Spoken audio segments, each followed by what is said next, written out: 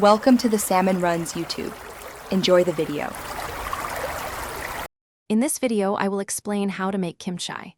We will begin by gathering all the necessary ingredients, including napa cabbage, Korean radish, and a variety of spices. Next, we'll prepare the cabbage by salting it to achieve the perfect texture.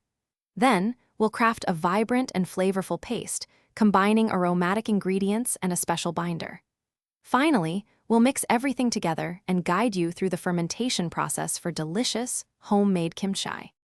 The first crucial step is preparing your napa cabbage.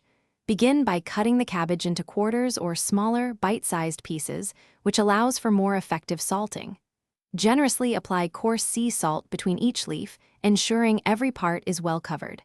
Let the cabbage sit for approximately 2 to 3 hours, turning it every 30 minutes or so. This process draws out excess water, making the cabbage pliable. Afterwards, rinse the cabbage thoroughly under cold running water about 3 times to remove excess salt. Now let's create the heart of your kimchi, the flavorful paste. In a large bowl, combine a generous amount of gochugaru, minced garlic, grated ginger, and a splash of fish sauce for umami depth. Add a touch of sweetness with sugar or a fruit puree to balance the spice. Incorporate a cooked glutinous rice flour paste. This acts as a crucial binder.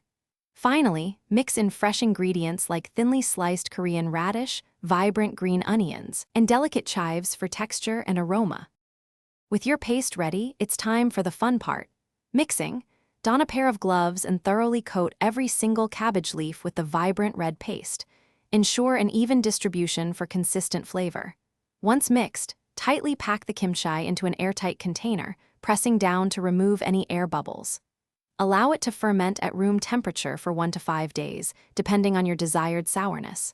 After fermentation, transfer your delicious homemade kimchi to the refrigerator, where it will keep for several months.